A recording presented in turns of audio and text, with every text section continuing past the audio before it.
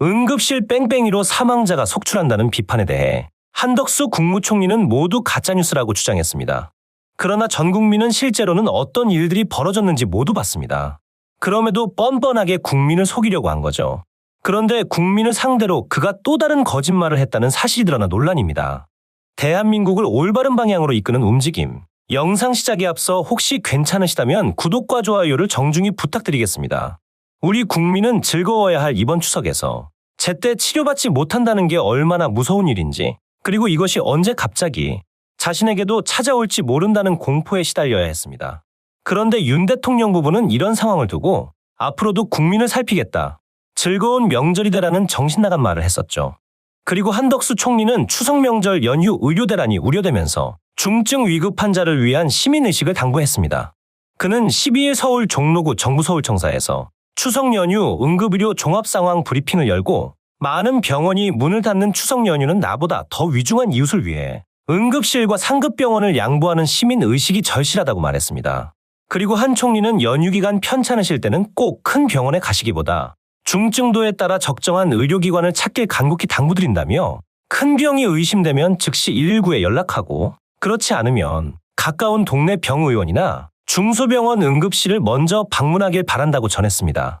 이어 추석 연휴 기간 119나 129로 전화하시거나 응급의료 포털 홈페이지 또는 응급의료 정보 제공 앱을 통해 이용 가능한 의료기관을 신속하게 확인할 수 있다며, 주요 포털의 지도에서도 명절 기간 문을 연 의료기관을 쉽게 검색하실 수 있다고 덧붙였습니다. 그리고 그는 지난 14일에도 정부는 추석 전후 2주간을 추석 연휴 비상응급 대응 주간으로 삼고 연휴 기간 응급의료에 대비하고 있다. 국민 여러분께 나보다 위중한 이웃을 위해 응급실과 상급병원을 양보해 주시는 배려를 당부드린다고 요청했었죠. 국민 입장에서는 정말 어처구니가 없는 소리였습니다. 본인들이 국민을 극한의 상황으로 몰아넣은 건데도 알아서 잘 버텨보라고 하는 셈이었으니까요. 국민이 병원을 찾는 이유는 말 그대로 치료를 받기 위해서입니다. 전문적인 지식이나 기저질환을 앓고 있는 게 아닌 이상 중증 여부를 스스로 판단하기란 쉽지 않습니다. 별일 아닐 거라고 생각해 가벼운 마음으로 내원한 병원에서 전혀 예상치 못한 병을 진단받거나 더 큰 질병을 앓고 있는 게 드러나 충격을 받기도 하며, 얼른 더 큰 병원에 가보셔야겠네요를 듣는 게 현실이죠. 결국 최종 진단은 의사의 몫입니다. 그런데 한 총리는 그걸 국민이 각자 알아서 판단해서 더 위급한 환자를 위해 응급실과 상급병원을 양보하는 시민의식을 가져달라는 말을 한 겁니다. 냉정한 말일 수도 있습니다만 정작 위급한 상황이 닥칠 시에 시민의식을 발휘할 분들은 그리 많지 않을 겁니다. 그런 분들이 방송을 통해 알려지는 이유가 뭐겠습니까? 그 정도로 주변에서는 보기 힘든 분들이니까요. 정말로 자신이 느끼기에 본인의 증상이 그들보다 경증이라면 가능할 수 있겠지만, 앞서 말씀드렸듯 그게 올바른 판단일지는 아무도 모릅니다. 정말로 금방 나을 정도로 경증이었다면 타인을 도운 것으로 분명 의미 있는 일을 한 것이지만, 반대의 경우라면 후회만 남을 테니까요. 그럼에도 한 총리가 유독 이를 강조하는 이유는 또 있습니다. 7월 18일 전북 익산에서 교통사고로 발목이 절단된 70대 운전자가 병원 4곳을 돌다 1시간 반 만에 숨졌고, 7월 31일에 있었던 60대 남성 콘크리트 깔림 사망사고에서도 결국 이송 거부로 사망했습니다. 8월 13일에는 더불어민주당 김한규 의원의 아버지가 응급실을 찾지 못해 사망했고요. 8월 21일 충남 천안에서 온열질환으로 쓰러진 60대 여성이 병원 19곳에서 거절당하는 사이 심정지가 와서 사망했고, 9월 5일 심정지가 온 여대생 또한 조선대학교 병원 응급실에서 수용 거부당한 후 의식불명 상태였다가 결국 9월 12일 사망하였습니다.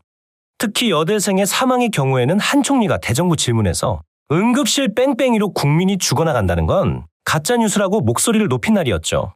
명백히 사망사고 사례가 존재함에도 이를 부정한 그의 입장에서는 곧 다가올 추석이 매우 신경 쓰였을 겁니다. 지난 12일에 본인이 가짜뉴스라고 호언장담했는데 추석 기간 동안 사망자가 발생할까봐 아주 신신당부하는 모습입니다. 국민의 생명이 아니라 본인의 정치 인생이 끝장나는 것을 두려워했습니다. 그게 아니라면 저따위 말을 늘어놓지 않았을 겁니다. 이번 연휴 기간에 우려한 의료 붕괴 상황이 없어서 다행이었다니. 언론을 통해 알려진 바에 따르면 연휴 기간에도 응급실 뺑뺑이는 계속됐습니다. 응급실 대란까지는 발생하지 않았다지만 상황은 여전히 최악이라는 거죠. 이번 추석을 무사히 보냈다고 안심할 게 아닙니다. 명절이 추석뿐만이 있는 것도 아닌데다 애초에 사고라는 게 명절과 아닌 날을 골라서 터지나요? 제가 앞서 전해드린 사망사건이 다시 발생하지 않을 거라 장담할 수 있습니까? 마치 전부 끝났다는 듯 안심하고 있는 모습이 한심하기만 합니다. 나라를 이 꼴로 만들고도 명절을 잘 보내라고 했던 이 정부가 미쳤다고밖에 설명할 길이 없습니다. 그리고 한 총리의 거짓말은 이뿐만이 아닙니다. 지난달 20대 취업자 수는 12만 4천 명 감소했습니다. 그런데 20대 고용률은 61.7%로 0.2%포인트 증가한 것으로 나타났는데요. 같은 20대라도 20에서 24세는 고용률이 0.8%포인트 하락했지만 25에서 29세는 고용률은 0.5%포인트 증가해서 73%에 이르렀습니다. 지난 9일 국회 대정부 질문에서 한덕수 국무총리는 바로 이 수치를 거론했습니다. 우리가 2%로 인플레가 내려가고 올해 2.5% 성장을 하고 770억 불 경상수지 흑자를 내고 고용률은 역사상 가장 높은 고용률이다. 특히 25세부터 29세까지 72에서 3%의 고용률을 보이고 있다. 한 총리는 다른 연령대 지표는 뺀 채 유독 20대 지표만을 강조했는데 해당 지표가 좋게 나온 이유는 무엇일까요? 이는 청년 인구의 감소 속도가 청년 고용이 줄어드는 속도보다 빠르기 때문입니다. 지난 2분기 15에서 29세 청년 인구는 24만 1,000명 감소했습니다. 같은 시기 취업자는 13만 7천 명 감소했지만 고용률은 0.3%포인트밖에 안 줄었고 실업률은 0.4%포인트만 상승했죠. 한 총리뿐만이 아니라 이 정부는 고용 동향이 매우 긍정적이라고 자평하고 있는데 이를 자세히 살펴보면 말 그대로 궤변이었습니다. 한 달쯤 전에 기획재정부는 7월 고용률이 역대 최고, 실업률이 역대 최저를 기록하고 취업자 수 증가폭도 두 자릿수를 회복했다고 자평했습니다. 그리고 이번 달에는 8월 고용률 경제활동 참가율이 역대 최고, 실업률은 역대 최저를 기록하는 등 주요 고용 지표가 양호한 모습을 이어가고 있다고 밝혔습니다. 8월과 9월에 발표된 고용 동향에 관해 마치 복사한 듯 똑같은 이야기를 한 건데 취업자 수와 고용률, 그리고 실업률 등의 주요 지표가 좋게 나왔다는 것입니다. 하지만 언론들은 숫자 노름과 다름없다고 지적합니다. 동아일보는 청년층 고용률과 단시간 노동자 증가를 지적했는데요. 특히 청년층 고용률은 올 5월부터 4개월 연속 뒷걸음질하고 있다는 점을 짚었습니다. 그리고 중앙일보는 골병 들어가는 일자리 시장의 모습이 보인다면서 더 신랄하게 표현했습니다. 건설업과 도소매업 취업자 감소세가 이어지고 자영업자 수도 7개월째 줄어들고 청년층과 40대 취업자 수가 각각 22개월과 26개월째 감소하고 있다는 것이었습니다.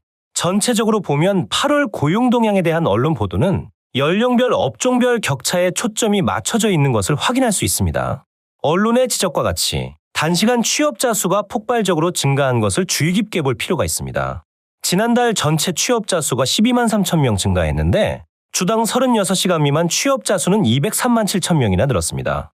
이와는 반대로 주당 36시간 이상 취업자 수는 210만 명 줄었고요. 또 주당 36시간 미만 신규 취업자 중 24만 9천 명은 주당 17시간 미만 일했습니다. 물론 해마다 8월이면 36시간 미만 취업자가 증가합니다. 올해는 역대급 폭염에다 조사 대상 주간에 공휴일이 포함되어 있었죠. 그러나 단시간 취업자가 꾸준히 증가하는 경향은 우려를 자아낼 수밖에 없습니다. 올해 1분기와 2분기 모두 36시간 미만 취업자가 대폭 늘었습니다. 17시간 미만인 초단시간 취업자도 10개월째 증가하고 있고요. 이는 곧 불안정성이 큰 일자리의 비중이 높아지거나 취업자 1인당 일감이 줄어들고 있다는 추측도 가능한 상황입니다. 프랜차이즈 매장 등에서 일자리 쪼개기가 많아서일 수도 있습니다. 한 명을 주 28시간으로 고용하는 대신 2명을 주 14시간으로 고용하는 식으로 일자리가 쪼개진다면 어떻게 될까요? 고용통계상으로는 취업자가 1명에서 2명으로 늘어나게 됩니다. 결국 양적 증가만 했을 뿐이지 않은 빈 겁니다. 한 총리는 그런 지표만 가져와 성과라고 포장한 거고요. 이를 증명하듯 정부의 자화자찬과는 달리 우리 국민들은 현 고용 상황이 좋다고 생각하지 않습니다. 정말로 좋았다면 지지율이 유지는커녕 더 떨어지는 일이란 절대로 발생하지 않았겠죠. 오늘 소식은 여기까지입니다. 여러분의 구독과 좋아요는 대한민국을 올바른 방향으로 이끄는 큰 원동력이 됩니다. 지금까지 정치대장이었습니다. 시청해주셔서 감사합니다.